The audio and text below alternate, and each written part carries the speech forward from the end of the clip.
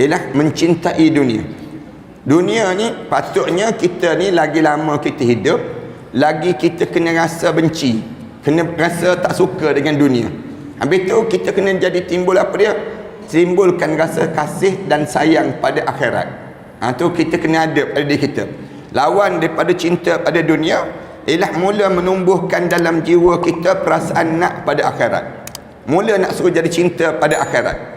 Cinta pada dunia ni kenapa? Kerana bila kita lama kita hidup lagi kita kenal dunia. Kemudian yang lebih teruk lagi, kita mula tak kenal akhirat. Mula lama kita hidup, kita tak belajar tentang akhirat. Yang banyak kita belajar tentang dunia. Bila kita banyak belajar tentang dunia, jadi cinta pada dunia. Padahal dunia ni bukannya tempat yang patut kita cintai. Yang patut kita cinta dalam hidup kita ni cinta pada akhirat. Kerana Allah ajar pada kita, walil akhiratu khairum wa abqa. Akhirat tu jauh lebih baik dan juga lebih kekal. Sanakhudu ma'arikana ma'hum wa sanamdi jumu'an narduhum wa nu'idu al-haqqa al-mughtasaba wa bikulli al-quwwati nadfa'uhum wa bikulli al-quwwati nadfa'uhum bisilahi al-haqqi al-battari sanuharriru arda al-ahrari wa nu'idu الطهر إلى القدس من بعد الذل وذا العار من بعد الذل وذا العار سنخوض معاركنا معهم وسنمضي جموعا نردهم ونعيد الحق المغتصب وبكل القوة ندفعهم وبكل القوة ندفعهم وسنمضي ندك معاقلهم بدبيل دام يقلقهم وسنمحو العار بأيدينا وبكل. بسم الله الرحمن الرحيم. الحمد لله رب العالمين والصلاة والسلام على أشرف الأنبياء والمرسلين وعلى آله وصحبه أجمعين. سبحانك لا علم لنا إلا ما علمتنا إنك أنت العليم الحكيم. يا عليم علمنا من علمك كما ترضى به عنا. يا حليم خلقنا بخلق الحلم وحققنا بحقائق العلم. اللهم أخرجنا من ظلمات الوهم وأكرمنا بنور الفهم وافتح علينا بمعرفة العلم وحسن أخلاقنا بالحلم وسهل لنا أبواب فضلك وانصر علينا من خزائن رحمتك يا أرحم الراحمين ويا أرحم الراحمين ويا أرحم الراحمين. أما بعد. Para hadirin yang dihormati sekalian, alhamdulillah kita syukur pada Allah Subhanahu wa taala kerana kita masih lagi diberi peluang oleh Allah untuk kita berbicara tentang tajuk-tajuk yang penting yang biasa terjadi pada diri kita, yang disebut dengan penyakit-penyakit kepada hati seseorang. Penyakit hati ni penyakit yang kalau sekiranya kita tak jaga penyakit ini, menyebabkan pada diri kitanya hancur lebur amalan kita. Hancur amalan kita ni benda yang bahaya dia panggil, kerana bila kita jadi bahayanya amalan kita ni hancur, bila kita masuk dalam kubur, tengok-tengok amalan kita ni kosong, menghadap di hadapan Allah. Yang ni yang benda yang paling kita takut. Kenapa di antara amalan menyebabkan jadi kosong, amalan kita ni tak diterima di sisi Allah? Kan banyak kan dalam hadis Rasulullah sallallahu alaihi wasallam kita baca tentang hadis Rasulullah sebut, amalan yang kita buat tiba-tiba tak ada apa-apa bila kita menghadap depan Allah. Antaranya kalau kita baca dalam hadis Rasulullah sebut, kam min saim, berapa ramai orang yang puasa, dia tak dapat apa-apa daripada puasa dia illa ta'ab wan nasab, kecuali dia dapat letih dan juga lelah je dalam hidup dia. Ini Rasulullah sebut demikian. Kita tak naklah amalan yang kita buat ni tiba-tiba kita masuk dalam kubur, tengok-tengok kita kosong amalan kita. Ni kenapa dia jadi kosong? Salah satunya kerana penyakit hati dia panggil. Penyakit pada hati. Orang Melayu kita dia biasa sebut sakit hati je, tapi dia tak sebut penyakit hati. Orang kita biasa kita sebut orang ni ada sakit hati dengan orang ni. Orang ni sakit hati. Tu sakit hati dia panggil.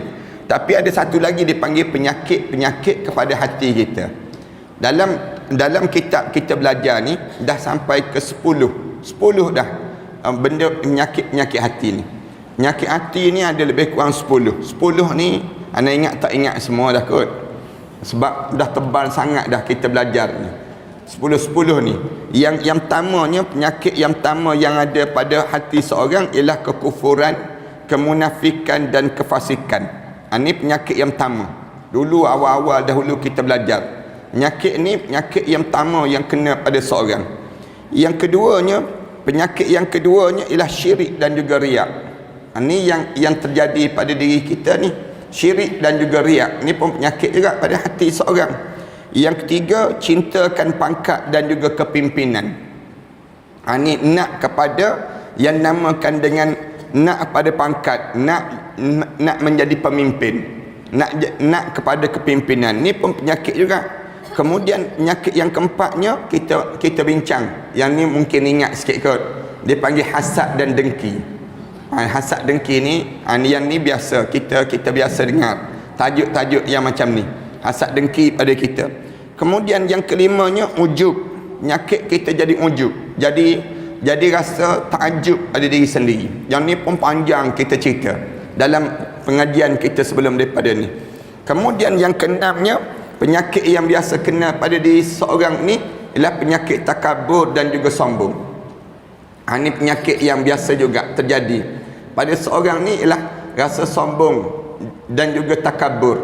Rasa takabur ataupun sombong ni terjadi di kalangan kita kalau kita tak jaga awal-awal dan diajar macam mana tuan kita ni ajar macam mana nak suruh kita buang penyakit sombong, penyakit takabur pada diri seorang. Sombong tak sombong tu katak puru pun boleh sombong panggil. Kadang-kadang kita tengok katak puru tu kan mengembang je katak puru, padahal dia katak je. Tapi nak sebutnya penyakit ni terjadi. Manusia ni pun sama juga. Kalau dia kena penyakit sombong ni dan penyakit takabur ni, menyebabkan kita boleh tengok bagaimana belagaknya dia, bagaimana bergayanya dia, actionnya dia tersebut. Yang ni yang terjadi di kalangan manusia yang sombong. Kemudian penyakit yang ketujuh yang kita belajar sebelum daripada ni ialah kerikut, kikir dia panggil. Kikir ni penyakit pada diri seorang. Kemudian yang ke-8nya ialah gurur dan juga terpedaya. Ini anak ulang balik ni, kerana makan kuih banyak sangat raya ni, tak berapa nak ingat dah kita ni. Jadi anak sebut banyak cerita balik bagaimana perjalanan yang pernah kita belajar sebelum daripada ni. Kemudian yang ke-9nya, yang terakhir yang kita belajar sebelum daripada ni ialah marah dan juga aniaya, ataupun marah dan juga marah yang melampau-lampau pada diri seseorang. Ini penyakit pada diri seseorang. Hari ni kita sambung yang ke-10. Yang ke-10, penyakit yang ke-10 yang biasa terjadi pada diri seseorang, yang di mana penyakit ni berjangkit dalam hati kita. Penyakit ni tak nampak kat luar, tapi kena kat dalam hati kita. Penyakit apa dia? Mencintai dunia. Ini baru tajuk yang kita boleh masuk, ialah mencintai dunia. Dunia ni patutnya kita ni lagi lama kita hidup, lagi kita kena rasa benci, kena rasa tak suka dengan dunia. Habis tu kita kena jadi timbul apa dia? Timbulkan rasa kasih dan sayang pada akhirat. Tu kita kena ada pada diri kita. Lawan daripada cinta pada dunia ialah mula menumbuhkan dalam jiwa kita perasaan nak pada akhirat. Mula nak suruh jadi cinta pada akhirat. Cinta pada dunia ni kenapa? Kerana bila kita lama kita hidup, lagi kita kenal dunia. Kemudian yang lebih teruk lagi, kita mula tak kenal akhirat. Mula lama kita hidup, kita tak belajar tentang akhirat. Yang banyak kita belajar tentang dunia. Bila kita banyak belajar tentang dunia, jadi cinta pada dunia. Padahal dunia ni bukannya tempat yang patut kita cintai. Yang patut kita cinta dalam hidup kita ni cinta pada akhirat. Kerana Allah ajar pada kita, walil akhiratu khairun wa abqa. Akhirat tu jauh lebih baik dan juga lebih kekal. Dekat mana pada diri kita ni cinta pada dunia? Kat dalam hati kita. Kita boleh tengok cinta tak cinta kita pada dunia. Kita boleh tengok pada diri kita ni waktu mana kita solat lah. Waktu mana kita solat, kita boleh tahu dah kita ni cinta tak cinta terhadap dunia. Bila kita Allahu Akbar, mula Allahu Akbar tu, kita merayau tak merayau hati kita. Kalau kita ni merayau, mula Allahu Akbar tu mula merayau. Merayau je. Nampak jubah yang tak beli lagi, dipanggil. Nampak kerongsang yang tak guna lagi. Nampak terus handphone kita, nampak terus makanan kita, nampak terus benda yang kita ni, bila kita solat tu kita nampak semua benda dalam solat kita. Itu tanda kita dah mula mencintai dunia. Sedar-sedar bila? Sedar-sedar pada kitanya, bagi salam lah. Mula bagi salam tu baru terjaga kita. Hanyut lama kita 4 rakaat tak ingat terhadap solat kita. Kita ni hanyut je, menandakan apa dia? Dunia tu terlampau besar dalam jiwa kita. Tapi kalau kita solat, tiba-tiba Allahu Akbar tu berdebar-debar hati kita. Berdebar-debar dah. Kemudian kita perhati betul-betul pada makna yang kita baca. Kemudian kita ni rasa macam kita ni kecil je. Waktu mana kita solat tu, halus je kita rasa kita depan Rabbul Jalil. Kita rasa pada jiwa kita ni perasaan rasa kehambaan diri. Waktu mana kita solat, itu tanda akhirat dah mula membekas dalam jiwa kita. Ini mudah kalau kita nak kesan. Orang tanya, kat mana kita nak kesan ustaz? Kat sini kita boleh kesan solat kita tu bagaimana. Ataupun kita boleh kesan pada apa dia, cara kita bercakap. Nak kesan cinta tak cinta pada dunia ni, cuba tengok orang ni, seseorang tersebut cara dia bercakap. Kalau dia banyak bercakap tentang dunia, tanda dia sedang mencintai dunia. Tetapi kalau sekiranya dia di dalam hidup dia ni banyak cerita sikit tentang akhirat, cerita sikit tentang bagaimana syurga Allah, cerita sikit bagaimana titian sirah Allah, dalam hidup dia ni cerita tentang akhirat dia pada diri dia. Kalau berjumpa dengan dia cerita tentang akhirat, tanda dia ni mencintai akhirat besar dibandingkan dengan dunia. Dunia dia sudah lepas dah dalam jiwa dia sedikit demi sedikit. Nak melepaskan dunia daripada jiwa ni terlalu sukar dalam hidup seseorang. Kerana apa dia? Kerana tadilah yang pertama, kerana kita ni dah lama dah hidup di dunia. Semakin lama hidup di dunia, semakin kenal dunia. Bila kenal dunia, tak kenal akhirat. Yang keduanya, kita tak belajar tentang akhirat. Majlis-majlis ilmu kita tak belajar. Duduk dalam kuliah-kuliah payah di kalangan kita. Kita ni kalaulah tak ada kuliah, tak dengar majlis ilmu, rasa alim seorang je lah dipanggil. Rasa alim je kita ni kalau kita tak dengar majlis ilmu. Tapi bila kita dengar majlis ilmu, duduk dalam majlis ilmu, lagi lama kita belajar, lagi rasa jahil. Lagi lama kita belajar, lagi banyak benda yang kita nak. Itu tanda akhirat Allah sudah membekas dalam jiwa kita. Itu dia panggil demikian. Kadang-kadang ada orang yang Allah jadikan syaitan tu menipu daya dia, tipu daya pada diri dia. Apa dia? Aku tak perlu lagi mendengar kuliah, aku tak perlu lagi untuk duduk dalam majlis ilmu. Aku kerana apa dia? Kerana aku ni kan isteri ustaz, aku ni kan anak tu imam, aku ni kan dia jadi demikian. Aku ni bila dia letak dalam diri dia ni aku ni hebat, aku hebat, syaitan ni mulai buat pada diri dia. Akhir lama-lama tak belajar, lama-lama tak ada ilmu dalam hidup dia.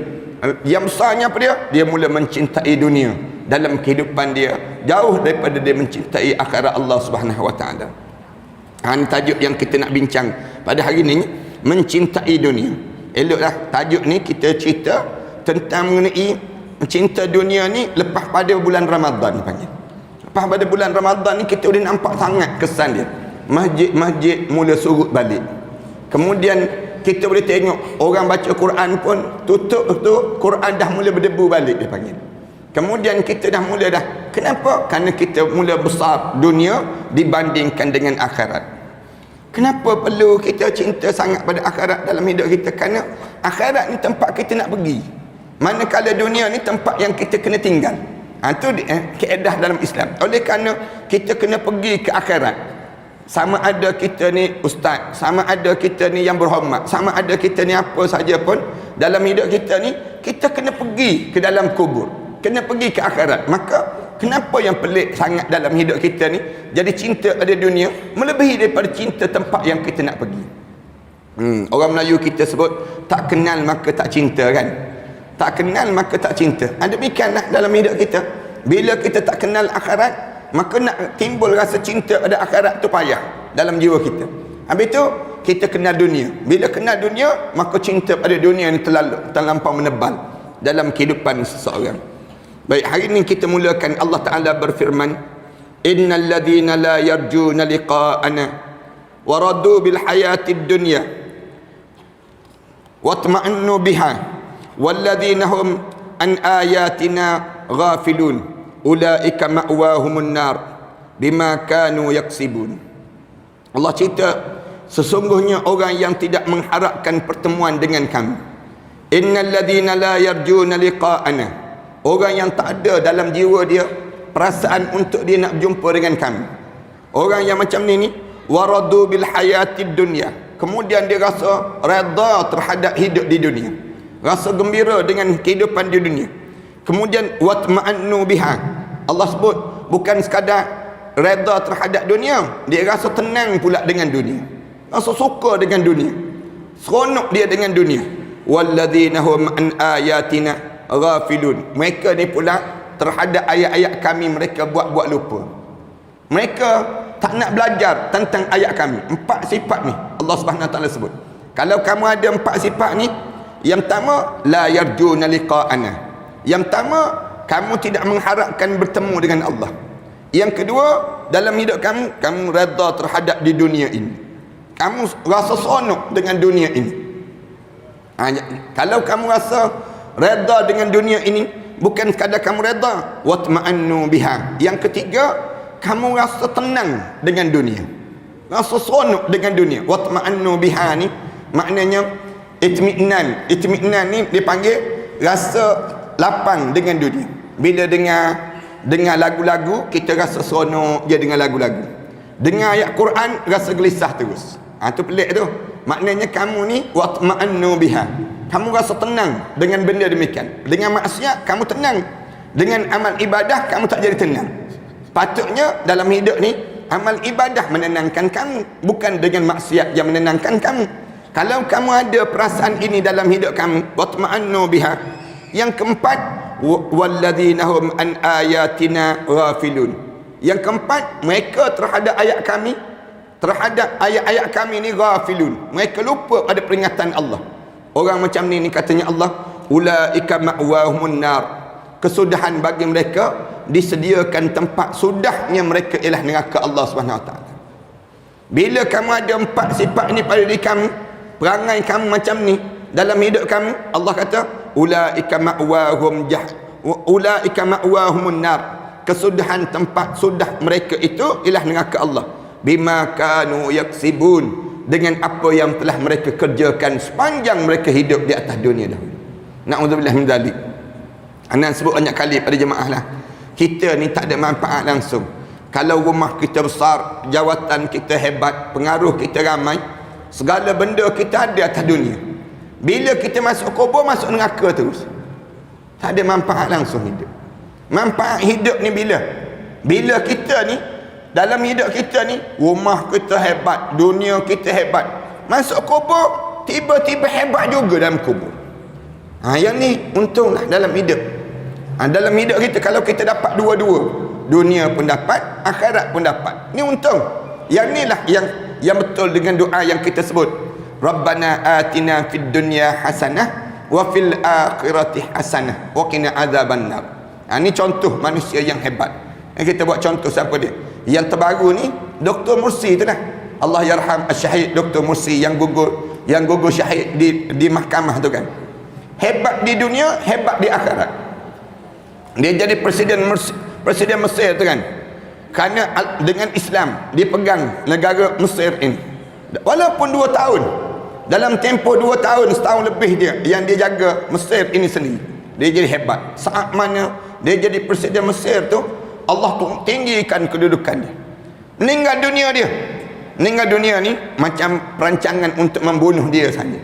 Kerana dia tu lepas dia berucap 25 minit lepas pada dia berucap dalam mahkamah tu, dia mempertahankan yang apa yang dituamah pada diri dia tersebut, gugur dia, rebah. Sebelum daripada tu, 7 hari sebelum daripada tu, dia pernah bagi tahu pada peguam-peguam dia bagi tahu pada ramai, dia kata dia ni ada ancaman bunuh dalam penjara Scorpion itu dipanggil. Senang ceritanya, dia memang nak dibunuh dalam penjara tu.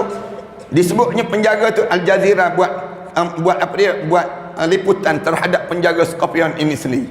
Dia kata apa dia, penjara ni kalau masuk penjara ni memang mati dah. Sepanjang dia dalam penjara, dipenjarakan itu, hanya 3 kali saja keluarga dia boleh ziarah. Jenazah dia waktu mana dikebumikan kemarin, jenazah dia tidak ditahan, tak dibenarkan orang siapa pun jumpa dengan jenazah dia, kecuali 8 orang je yang mengiringi jenazah dia dan dikebumikan pada malam hari. Dikebumikan pada malam hari, tak dibenarkan untuk solat jenazah, rakyat dia tak dibenarkan. Dan kemudian Mesir ini sendiri, ini contoh manusia. Nak sebutnya, dia ni nikmat yang Allah bagi pada dia, hidup dalam keadaan perjuangan, kemudian gugur menghadap depan Allah dalam keadaan berjuang menghadapi, membawa yang disebut dengan kekuatan agama ini sendiri. Ini contoh manusia yang hebat.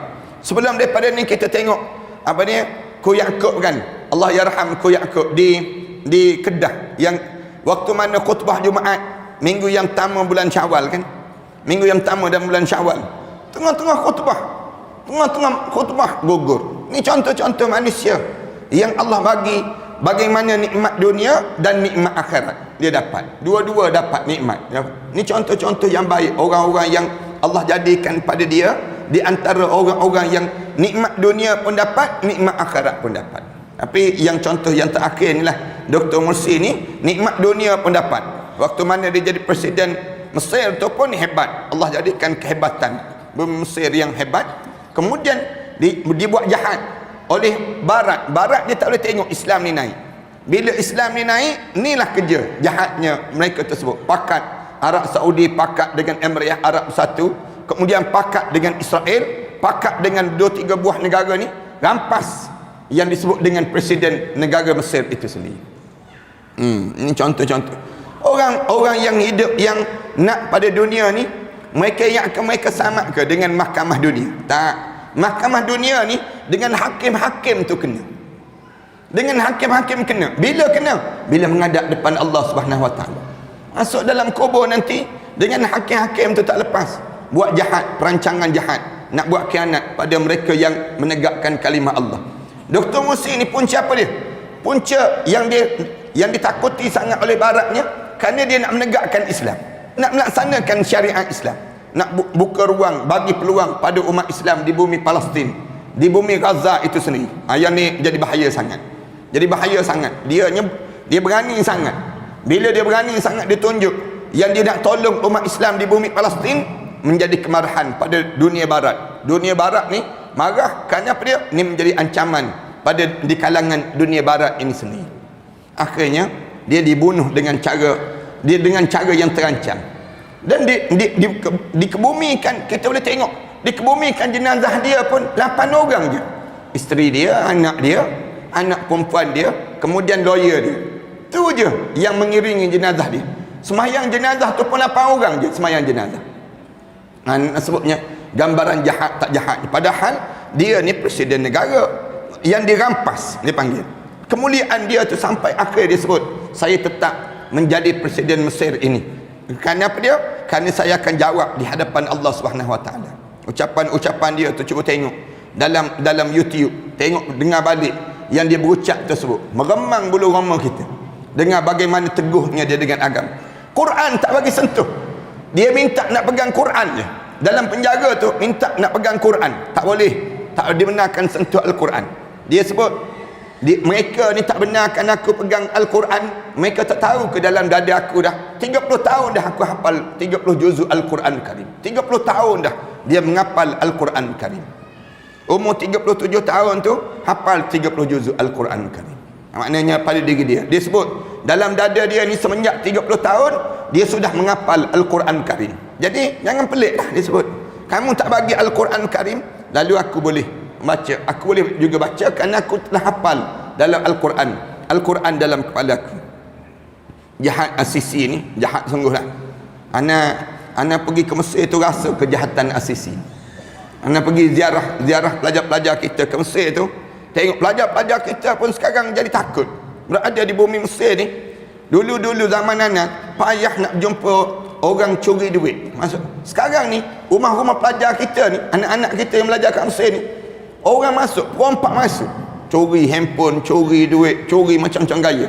Yang bunuh pun ada. Kes bunuh pelajar-pelajar kita pun ada. Nak sebutnya jahatnya zaman sekarang ni. Zaman Asisi ni jahat sungguh lah. Asisi ni jeneral tentera yang dilantik oleh Dr. Musi. Dr. Musi lantik dia jeneral tentera. Tengok jeneral tentera ni dipergunakan balik Israel untuk meruntuhkan balik kerajaan yang hebat ini sendiri. Allah Subhanahu wa taala sebut jangan bimbang.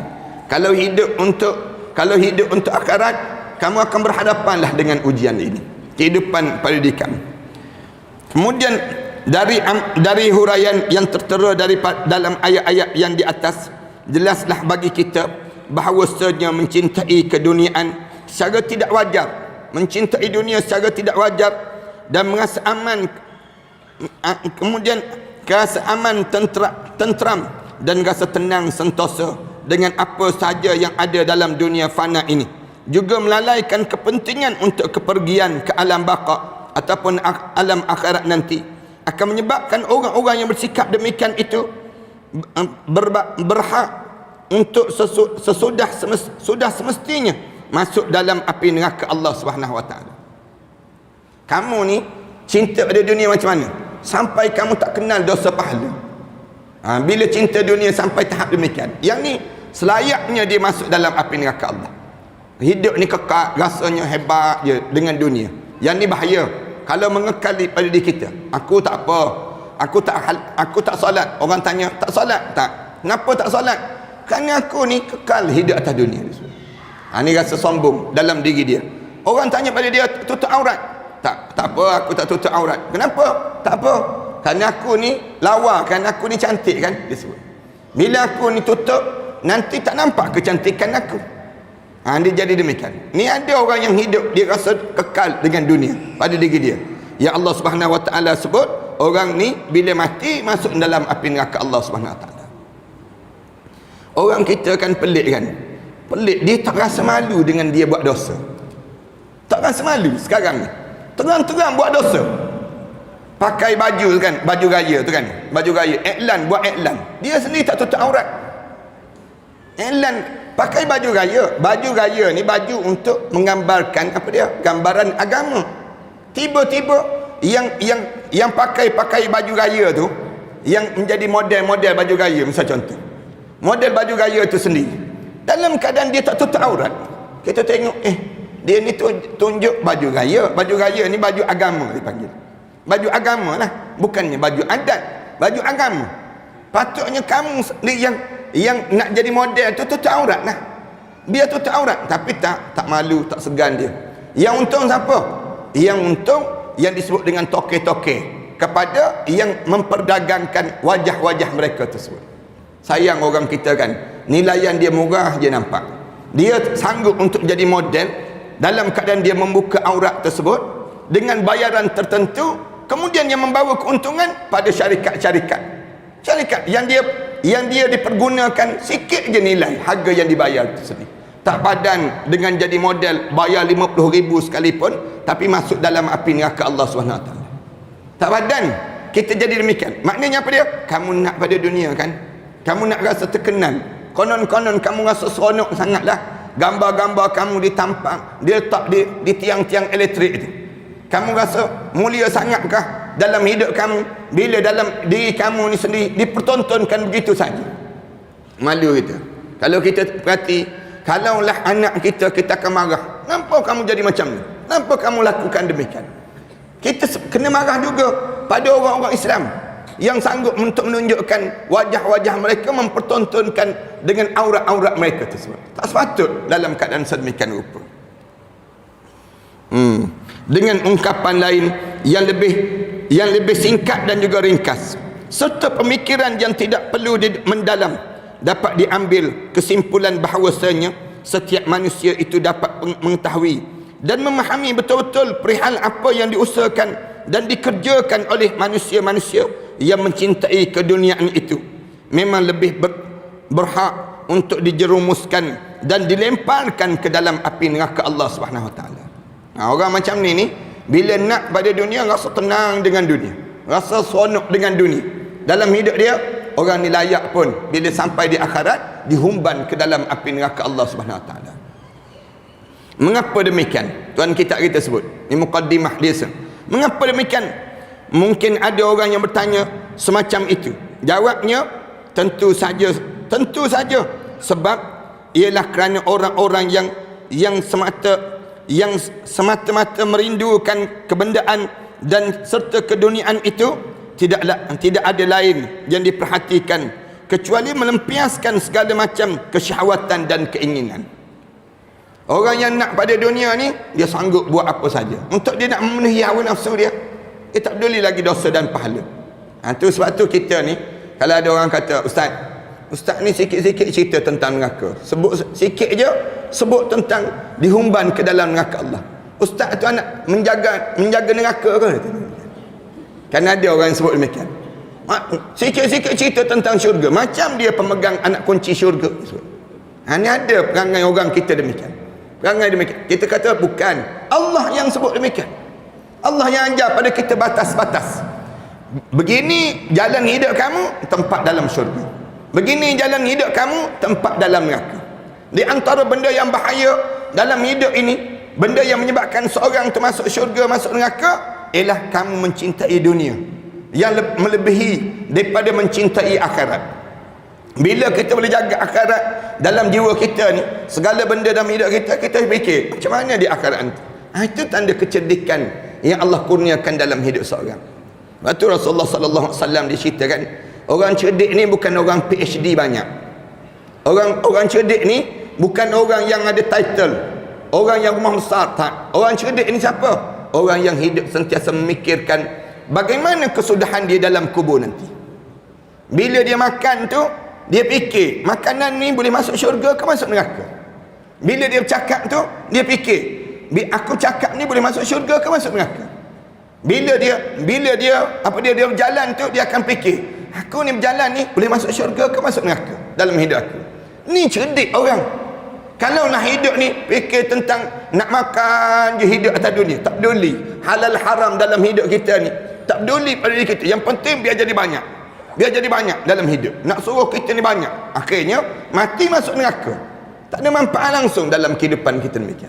Kan ada kan orang yang celik mata je fikir projek apa lagi kena dapat, projek apa lagi kena dapat. Dia tak peduli. Bila nak dapat projek, dia sanggup bagi rasuah. Nak projek ni boleh, katanya mereka sebut, tapi kena suap lah sikit. Bila kena suap sikit ni, maka projek ni dapat pada kamu. Dia pun kata berapa sikit-sikit tu? Paling tidak 5 juta, dia sebut demikian. Paling tidak ni nak kena bagi makan semua ni, yang nak bagi ni, dia pun sanggup. Tak apalah, kerana nak dapat projek ni, dia bagi benda yang demikian. Akhirnya benda apa dia dapat? 5 juta tu dia dihumban ke dalam neraka Allah Subhanahu Wa Taala. Ni cara dalam hidup orang mukmin. Dia kata, saya rela tak dapat projek ni, dengan syarat saya dapat syurga Allah Subhanahu Wa Taala. Ini kita nak pada projek ni, tiba-tiba sanggup untuk kita gadai agama kita kerana semata-mata nak pada perkara demikian. Ni contoh orang yang terlibat dengan projek lah, yang projek besar dan sebagainya. Sama juga dengan orang-orang yang lain yang hidup cinta pada dunia ni, dia sanggup buat segala-galanya dalam hidup. Sanggup dia gadaikan maruah diri dia dan seumpamanya. Sian kita tengok, minta maaf saya nak sebut, kadang-kadang orang yang nak pada duit kan, nak pada gaji. Gaji berapa? 17,000, 12,000 gaji sebulan. Sanggup dia kerja benda yang diharamkan oleh Allah. Kerja kilang agak, misal contoh. Kerja kilang agak. Orang Melayu kita ni yang buat kerja demikian, masuk di kilang agak. Sanggup, kenapa? Gaji mahal ustaz. Padahal Rasulullah dah sebut dah, yang angkat agak, yang tuang agak, yang bancuh agak, yang semua terlibat dengan agak tu, semuanya dihumban ke dalam api neraka Allah SWT. Sama je dengan peminum agak, yang minum, yang tuang, yang terlibat. Tapi nak kerja ni sanggup untuk gadaikan demikian. Kerja kadang-kadang gaji berapa? Kita tanya, gaji berapa? RM3,000. Niaga kerja apa? Cashier. Cashier di tempat jual arak. Kamu yang jual arak tu sama dengan peminum arak. Kamu tak minum pun, tapi kamu jadi cashier. Cashier tu pun sama dengan peminum arak. Nak sebutnya gambaran bagaimana Islam ditutup, ruang arak ni ditutup. Kenapa tutup? Ni ummul khaba'is, ni ibu kepada segala maksiat yang Allah jadikan di atas muka bumi. Kalau kita boleh haramkan dadah, kenapa kita tak boleh haramkan arak? Pelik kan? Pelik pada diri kita. Ibu segala maksiat ni berpunca daripada arak. Dalam hadis Rasulullah terang-terang Rasulullah sebut demikian. Tengok baru-baru ni kan, orang minum arak langgar yang jual nasi lemak tu meninggal dunia orang yang apa dia yang jual nasi lemak tersebut. Lepas tu ada pula di kalangan orang peminum arak ni, dia marah pada penjual nasi lemak. Kenapa jual nasi lemak tepi jalan ni sebut demikian? Pelik kan dunia kita. Kenapa jual nasi lemak tepi jalan? Ada kedai ada. Kenapa tak sewa bangunan-bangunan untuk nak jual benda demikian? Dia marah pada penjual nasi lemak pula. Yang minum arak dia tak marah. Yang minum arak ni, minum arak mabuk, tengah langgar tu, siap langgar tu, duduk minum arak lagi. Pegang lagi tin arak tu sendiri. India yang mabuk ni. Bukan nak sebut bangsa tersebut, tapi nak sebutnya perangai peminum arak. Yang macam ni, kita ni pelik. Tutup satu lubang yang besar tu kita buka. Pelik kan kita ni. Sampai bila dah kita nak selesai masalah umat kita? Islam dah tunjuk dah jalan. Kalau dadah tu kita sebut mandatory, mati, digantung, di tali gantung dan sebagainya. Agak ni pun sama. Ni kita di Shah Alam ni malu besar kita ni. Selagi mana kita ni kan di Shah Alam ni besar kilang agak. Masuk melalui Federal Highway tu, masuk kilang agak dah sebelah kiri. Sekarang ni lagi besar, tunjuk dengan iklan pula di tong-tong dia tersebut. Dulu mana ada dulu? Tak ada pun iklan begitu. Tapi sekarang lagi tunjuk nak sebutnya. Lagi besarnya gambaran seolah-olah tak ada rasa malu dan tak rasa segan dengan orang Islam ini sendiri. Siapa yang terlibat ni, dia jawablah depan Allah SWT. Ana dah pernah duduk dalam majlis bincang tentang arak di Shah Alam ni memang besar. Di kedai-kedai berapa banyak ni kedai-kedai yang jual, dilesenkan untuk jual arak di kalangan masyarakat Islam kita. Kita tanya untuk apa, kenapa nak dibuat demikian? Mereka jawab, dia sebut untuk masuk pada orang bukan Islam. Berapa ramai orang bukan Islam di tempat kita ni? Nak sebutnya demikian, tapi tak. Oleh kerana kuasa itu bukan berada pada kita, kuasa ni berada pada orang lain. Bila orang lain, orang yang berkuasa ni siapa? Orang bukan Islam dibandingkan dengan orang Islam. Kita tanya, agama apa yang membenarkan masyarakat ini minum arak? Agama apa? Tak ada agama yang membenarkan. Yahudi, Kristian, agama semua agama kata arak ni segala punca maksiat dalam hidup. Tiba-tiba kita meraihkan besar kilang yang disebut dia sampai tahap demikian. Ini kerana nak dunia. Rela kerana nak pada dunia, kita sanggup untuk jual segala nilai-nilai yang ada pada diri kita, kecuali melempias segala macam kesyahwatan dan keinginan yang mereka inginkan, tanpa memandang apakah yang diinginkan, dan langsung dikerjakan. Yang dikerjakan itu halal hukumnya ataupun haram hukumnya. Dalam hidup dia tak peduli dah. Kalau orang yang nak pada dunia, yang cinta pada dunia, dia tak peduli halal haram dalam hidup dia. Dia rempuh je. Dia rempuh pada diri dia. Yang penting aku dapat.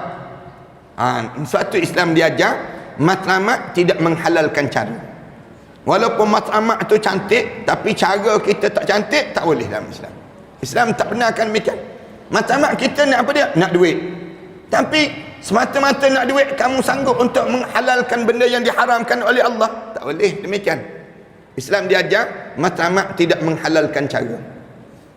Kerana nak duit, kita meniaga yang benda yang dilarang oleh Allah. Tak boleh dalam hidup kita. Matlamat dia panggil, walaupun matlamat kita betul, tapi cara kita tak betul. Islam larang. Kerana apa dia? Di sana ada halal dan haram, hukum syariat yang disusun dalam hidup ini. Selain itu, segala warna kelazatan tentu diikuti untuk menyampaikan semua ketamakan dan kelobaan yang ada pada diri seorang. Bila dunia ni dah besar dalam jiwa dia, dia jadi tamak terus, jadi nak yang tu, nak yang ni. Bila dia syahwat dia tu kuat, Allahu Akbar, yang datang mengadu pada anak ni kan, cerita tentang adik-beradik dia isak dadah. Dia sebut, ustaz nak buat macam mana ustaz? Balik beraya dia kata, duit adik-beradik ni habis kena curi. Dia sebut, beg-beg ni kakak ipar ke apa ke, kalau ada seorang je penagih dadah, elok dia kata, dia panjat tu bilik tu, rumah papan dia kata, dia boleh panjat lagi bilik, masuk dalam bilik ni, curi, ambil cincin-cincin, ambil dengan barang-barang berharga, handphone dan sebagainya, hilang ustaz. Hilang tu bukan kita tak tahu siapa, kita tahu ni yang isak dadah ni, yang isak dadah ni yang curi. Balik dia kata jadi resah gelisah, simpan barang-barang ni. Dia kata tak usah cerita ustaz, yang balik-balik ke Felda, balik-balik ke kampung-kampung ni kan, dia kata bukan tak nak balik, adik-beradik tu isak dadah dia sebut. Paduan ini isak dadah dia sebut. Bila isak dadah dia buat tu, dia makan pil kuda. Orang yang kena pil kuda ni, dia tak peduli langsung dah, dia jadi khayal, jadi berani, pelik berani. Dia sanggup buat macam-macam cara yang dia buat, menakutkan anak-anak kita ni yang balik ni ustaz, yang cerita pada anak. Dia kata balik tu anak-anak pun jadi rasa takut nak tengok pak saudara, mak saudara yang isak dadah ni sendiri. Allahu Akbar. Itu punca dadah yang kita sebut demikian. Kerana dia jadi ketagih hidup dia, nak beli syabu, nak beli tu. Bila adik-beradik balik ni, inilah musim dapat duit banyak dia sebut. Yang menyebabkan akhirnya mencuri, kemudian ambil barang dan seumpamanya. Allah, macam-macam gaya manusia ni kan. Manusia yang sedemikian itu sudah pasti tidak mempunyai ikatan dalam hidup dia. Tak ada dah ikatan, khususnya yang berkaitan dengan ketentuan agama dan juga larangan-larangan agama itu sendiri. Orang macam ni dia bebas, dia membebaskan diri. Bila kamu cinta pada dunia, kamu bebaskan daripada dosa pahala dalam hidup kamu. Bila kamu bebaskan diri kamu dengan dosa pahala, peribadi agama itu dah tak ada dah dalam hidup kamu, maka di waktu tersebut kamu dah mula dalam keadaan diri kamu mula meninggalkan yang disebut dengan, kamu mula berani langgar syariat Allah Subhanahu wa taala. Batu Islam ni dia suruh sangat kita ni ikatkan diri dengan agama. Segala benda yang kita buat, ikat diri dengan agama. Kerana bila kita ikat diri dengan agama dalam hidup kita, kita buat pakaian kita pakaian agama, makan kita makan agama, bila kita jalan cakap kita cakap agama, bila semua benda yang kita buat ni terlibat dengan agama, maka dia menyusun diri kita menjadi tersusun. Itu cara hidup dalam hidup kita. Tapi bila kita bebas, pakaian kita tidak pakaian agama, buka aurat dan sebagainya, mula kita longgar, kita buang sikit demi sedikit. Rasulullah sallallahu alaihi wasallam sebut, tangkudul Islam urwatan bi urwatin. Islam ni tertanggal sedikit demi sedikit dalam hidup seorang. Awaluha binaqdil hukmi. Mula-mula sekali yang ditanggal dalam hidup ni, kamu tak ada dosa pahala. Minaqdil hukmi, kamu batalkan dosa pahala ni, kamu dah tanggal pada diri kamu. Salam laki perempuan, tak kenal halal haram pada diri kamu. Bila kamu apa dia, kamu berpakaian, kamu tak ada pakaian Islam dalam hidup kamu, kamu tanggal sikit-sikit. Wa akhiruha bitarkis salah. Rasulullah sebut yang akhir sekali kamu nak tahu kamu tertanggal agama ni bila kamu tinggalkan sembahyang. Bila kamu dah tinggalkan solat, maknanya tak ada agama dah pada diri kamu. Tertanggallah Islam dalam hidup seseorang bila dah tinggalkan solat. Sebab tu kalau kita dapati anak-anak kita dah tak solat, anak menantu kita tak solat, tak jaga aurat dan sebagainya, maknanya apa dia? Agama dia sudah tertanggal pada tu badan dia. Agama tu sudah tertanggal dalam hidup dia. Kita pun sama jugalah, jaga pada diri kita. Kerana apa dia? Kerana kita ni yang bahayanya bila dunia meliputi jasad kita. Bila dunia ni dah besar dalam jiwa kita ni, mula kita tanggalkan. Tak ada dah pada diri kita. Tak ada pada agama, tak ada dosa pahala syurga neraka ni, tak ada dalam kehidupan seorang. Kemudian juga tidak mempunyai kendali yang dijadikan penyokong kehendaknya yang jelas haram tadi, yang dijadikan pengekang pengekang kehendaknya yang jelas haram tadi. Kalau kita dah cinta dunia kuat, sampai kita tak peduli lagi halal haram dalam hidup kita. Di waktu ini tak ada kekuatan dah pada kita. Agama kita ni sudah tertanggal sikit demi sedikit dalam hidup. Manusia yang sudah tersesat seperti ini, seperti itu tidak lain pemikirannya hanya mengenai wanita. Hidup dia memikirkan tentang perempuan. Rela dia bertumbuk kerana berebut wanita, dia panggil. Zaman-zaman dahulu kan, pergi ke sekolah menengah tu, berebut perempuan, bertumbuk. Padahal dia tak kahwin-kahwin pun dengan budak tu. Nak sebutnya berebut perempuan sampai peringkat demikian. Berebut perempuan ni sampai hari ni, cuba tengok dalam drama-drama swasta kita. Tengok drama swasta kita tak habis-habis. Berebut. Yang perempuan berebut jantan, yang jantan berebut perempuan. Jantan betina, lebih kurang demikian. Nak sebut ni.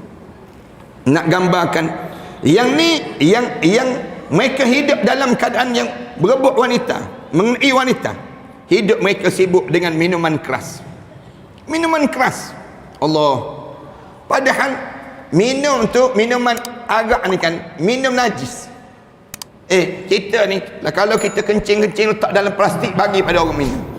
Dia nak minum, tobat dia tak minum. Dia tak nak minum.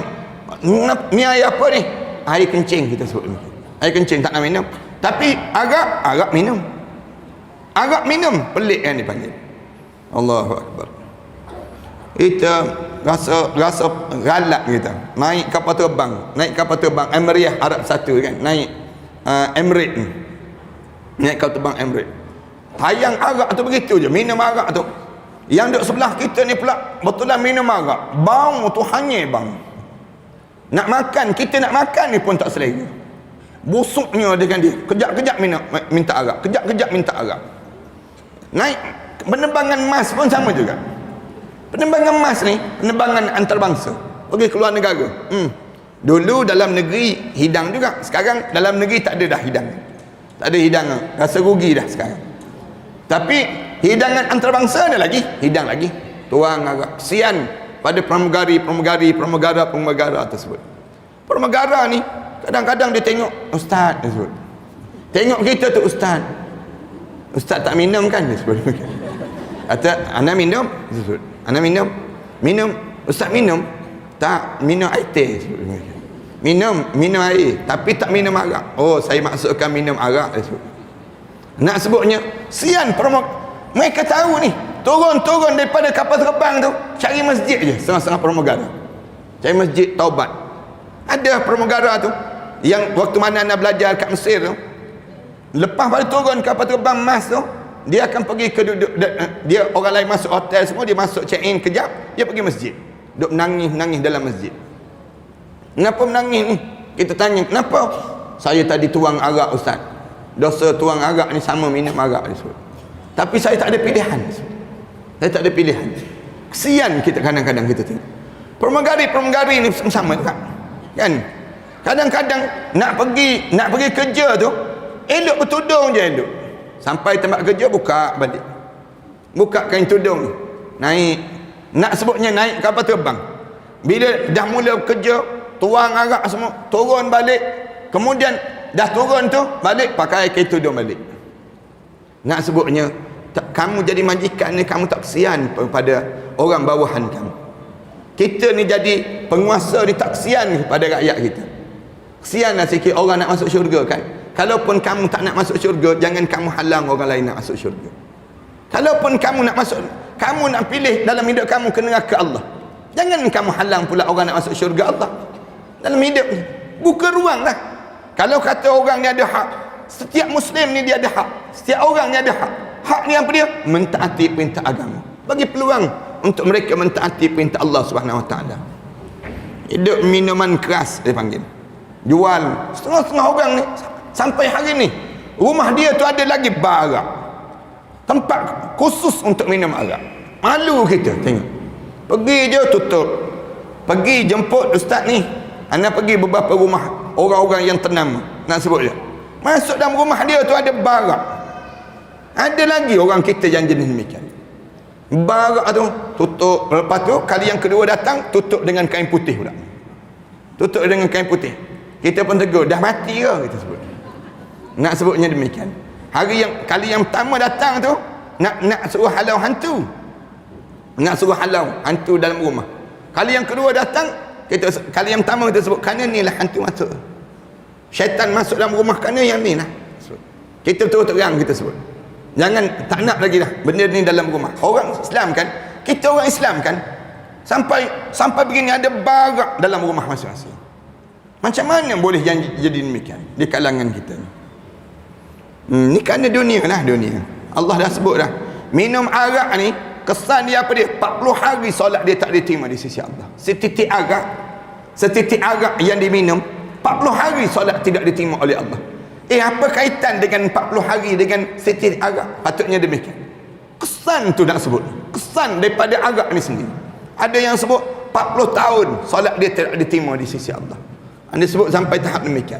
Yang teruk sebut. Tapi yang minum arak ni, mana ada orang minum arak setitik, minum arak 3 botol baru berhenti dia panggil. Nak gambarkan tentang bagaimana hodoh dan buruknya peribadi demikian. Usaha sesuatu asalkan memperolehi keuntungan tanpa mengingatkan apakah usahanya itu halal ataupun haram. Bila cinta dunia, dia nak satu benda tersebut, dia usaha tanpa dia pedulikan halal dan haram dalam hidup dia. Kemudian bermain-main yang tidak ada kemanfaatan sedikit pun, memiliki rasa kebanggaan dan tidak terus mencari pangkat dan kedudukan dan martabat yang dianggap dapat untuk mengenalkan diri dia, mengenakkan dirinya, sekalipun cara mencarinya terang-terang tidak memperolehi redha Allah Ta'ala dalam hidup. Berebut nak pegang kuasa. Nak pegang kuasa ni, yang terlibat dengan nak pegang kuasa ni, dia sanggup membelanjakan berpuluh-puluh ribu. Nak pada jawatan ni, bila dia boleh pegang jawatan, dia sanggup untuk nak mengekalkan jawatan dia tu dengan berbelanja dengan kos yang besar dalam hidup dia. Dia sampai tahap demikian. Kerana apa dia? Nak carikan kedudukan, walaupun kedudukan itu tidak memperolehi redha Allah Ta'ala. Jadi yang dikejar itu semata-mata perkara ataupun benda-benda yang lazat rasanya, baik apabila dikecap oleh lidahnya, ataupun yang dapat dirasakan dalam hatinya, ataupun batin orang tadi. Demikian pula tidak akan ditinggalkan apa-apa yang dapat memberikan semangat untuk mendapat perkara-perkara yang lazat tadi, atau yang ada manfaat dan gunanya selama hidupnya di alam dunia ini, atau yang mungkin yang akan menghantar pribadinya ke jenjang darjat yang tertinggi, melebihi orang-orang yang ada di sekelilingnya, yang menyebabkan pada diri dia sanggup mempergadaikan agama dalam hidupnya. Itu jadi rosak dalam hidup seorang. Sampaikan yang teruk-teruk lagi, dia melacur tubuh badan dia. Nak pada apa dia? Nak kepada yang disebut dengan keuntungan dunia. Hari jadi pelacur ada. Yang zaman kita ni yang teruk juga apa dia? Sanggup yang jantan menjadi betina, yang betina jadi jantan. Ini pun ada juga geng-geng LGBT. Lagi ramai sekarang ni kan. Lagi ramai. Dia pula tunjuk pula buat live dalam Facebook live kan. Buat Facebook live tunjuk dia, aku kaya, aku banyak benda, aku banyak harta. Belagak dalam hidup dia. Tak malu-malu. Tak malu-malu. Kerana apa dia? Kerana nak tunjuk cintanya terhadap dunia. Tunjuk ni, yang dia lelaki tunjuk buah dada, jadi perempuan pula sekarang nak tunjuk demikian. Yang perempuan buang ni tubuh badan ni, tunjuk belagak, cakap pun gaya lelaki, suara dia halus je, suara dia tu. Nak sebutnya gambaran bagaimana peliknya perangai di kalangan kita ni.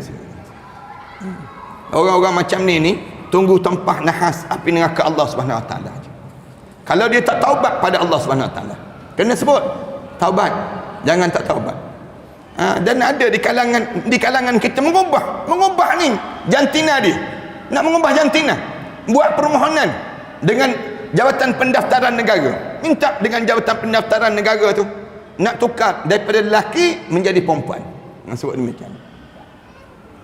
Alhamdulillah, kawan-kawan Jabatan Pendaftaran dia kata, tunjuk dulu bukti yang kamu ni seorang perempuan. Mana dulu bukti?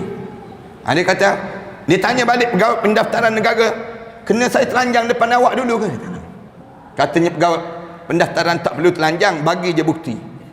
Tunjuk surat doktor ke yang menunjukkan kamu ni memang perempuan, misal contoh. Menunjukkan kamu perempuan. Tak boleh tunjuk. Bila tak boleh tunjuk, menandakan apa dia? Kamu cuba untuk mengubah jantina yang Allah Subhanahu Wa Taala jadikan. Berani pula tu geng-geng LGBT ni kan. Geng-geng LGBT ni berani-berani sekarang. Yalah, dia jantan. Ada yang jantan sebenar tu jantan. Dia merupa seorang perempuan saja.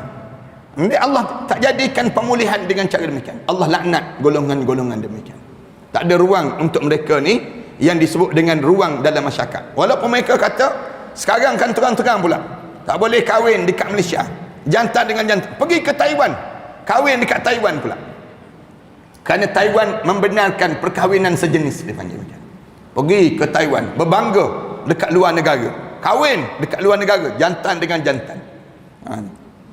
Baik Presiden Mugabe kata tangkap semua LGBT masuk dalam penjara, lepaskan dia bila dah beranak. Selagi mana tak beranak jangan lepas. Nak sebutnya bila dia beranak lepaslah dia. Lagi mana dia tak beranak jangan lepas. Tangkap LGBT. Presiden Mugabe pun boleh faham dia. Nak gambarkan tentang bagaimana presiden negara yang sebegitu pun boleh reti. Nak gambarkan tentang bagaimana teruknya akhlak di kalangan kita. Dunia punya pasal kan. Naknya dia tak ingat ke yang dia bakal menjadi jenazah. Bila dia masuk dalam kubur, orang akan uruskan dia. Kalau dia jantan, dengan cara jantan. Kalau dia betina, uruskan cara betina. Itu guna bahasa senang kita. Kasar sikit bunyinya. Nak gambarkan tentang bila dunia ni terlampau besar, nak suruh nampak cantik, nak obses dengan kecantikan. Dia rasa diri dia ni perempuan, padahal dia lelaki. Ataupun dia lelaki, padahal dia perempuan. Dia menyamar jadi demikian. Semua ni kerana dunia. Dunia yang besar dalam dada ni, dia akan jadi demikian. Mak ayah jangan bagi sokongan pada anak-anak macam ni. Mak ayah jangan bagi sokongan, pemerintah, kerajaan jangan bagi sokongan pada mereka. Ni siap ditanya pula, tandas dia nak masuk tandas mana dia panggil. Tanya pasal tandas. Menteri pula ada yang jawab, kata masuk tandas perempuan lah. Orang perempuan pula marah. Tak boleh, tandas kami, nanti tergugat kami pula. Nak sebutnya confuse ni. Tu yang confuse begitu. Yang teruk lagi dah datang. Nak solat di sah mana? Sah lelaki ke sah perempuan? Solat tu alhamdulillah tak tanya bab solat ni, senang kita. Tanya bab tandas saja. Allahu akbar. Jangan bagi ruang orang macam ni bagi tahu pada dia, tempat kamu boleh solat, kamu boleh masuk tandas bila kamu kembali pada asal. Selagi mana kamu berada di tempat itu, tak ada ruang untuk diri kamu. Kita kena bertegah lah. Tak ada ruang nak kitanya nak berlembut dengan benda yang maksiat. Benda maksiat terang-terang lawan syariat Allah. Lawan syariat Allah ni, kita nak suruh kita berlembut, tak boleh. Benda demikian, benda yang Allah sendiri yang putuskan. Allah kata lu'inal ladzina kafaru. Allah kata dilaknat bagi orang yang kafir ini sendiri. Allah sebut gambaran mereka dilaknat. Rasulullah sallallahu alaihi wasallam sebut dilaknat orang-orang yang macam ni. Rasulullah gambarkan demikian. Orang yang lelaki menyerupai perempuan, perempuan menyerupai lelaki. Mak ayah ni pula layan pula tu. Kadang-kadang ada mak ayah yang membenarkan anak dia jadi begitu. Jangan. Tak boleh kita sebut. Jangan kita benarkan. Kita kena sebut, kamu tu mak kamu lahirkan kamu lelaki kan? Kamu jangan pura-pura nak jadi perempuan pula. Mak ayah ni tahu kan anak dia ni keluar lelaki ke perempuan. Tiba-tiba mak ayah bagi sokongan, tak apalah, kamu jadi perempuan lah katanya. Mak ayah jadi demikian pula. Cubalah kamu bayangkan atau kamu lukiskan keadaan untuk manusia ini. InsyaAllah kita sambung minggu akan datang cerita tentang cinta dunia ni, mukaddimah lagi, baru tentang cintai dunia. Mudah-mudahan Allah Subhanahu Wa Taala selamatkan kita daripada sifat-sifat yang buruk dan keji ini dalam tubuh badan seorang insan, insyaallah. Aku qouli hadza astaghfirullah li wa lakum. Wassalamualaikum warahmatullahi taala wabarakatuh.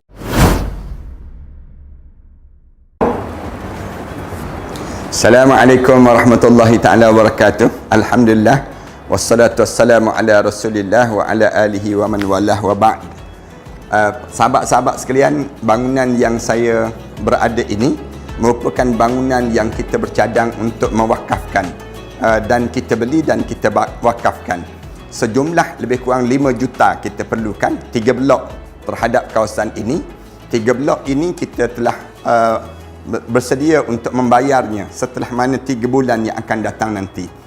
Saya mencari seramai lebih kurang 1,000 orang para pewakaf yang berjumlah sebanyak 5,000 setiap seorang. Hubungi talian ini dan setiap nama itu kita akan letakkan di bawah nama-nama Allah. Kemudian kita akan tampalkan di dinding terhadap bangunan ini, dijadikan untuk kemudahan bagi siapa yang berniat untuk mewakafkan bangunan ini. Tuan-tuan jangan risau. Selama mana ada bangunan ini, selama itulah pahala kita akan berpanjangan dan berpanjangan. Ambillah kesempatan di saat mana kita mempunyai peluang yang Allah bagi pada diri kita ini untuk sama-sama kita menyuburkan dan mewangikan kubur-kubur arwah-arwah ayah kita, arwah ibu kita, arwah-arwah yang telah meninggal dunia. Dan tak lupa kita pun bakal arwah yang kita akan mewakafkan bangunan ini, pahala-pahala akan berpanjangan dan berterusan. Setakat ini kami telah bersedia untuk membeli daripada pemilik yang bukan Islam kepada menjadi milik orang Islam pula. Mari bersama dengan kami, mudah-mudahan Allah jadikan kebaikan kepada dalam wakaf-wakaf di kalangan kita kepada para pewakaf yang telah mewakafkan ini. Wallahu a'lam.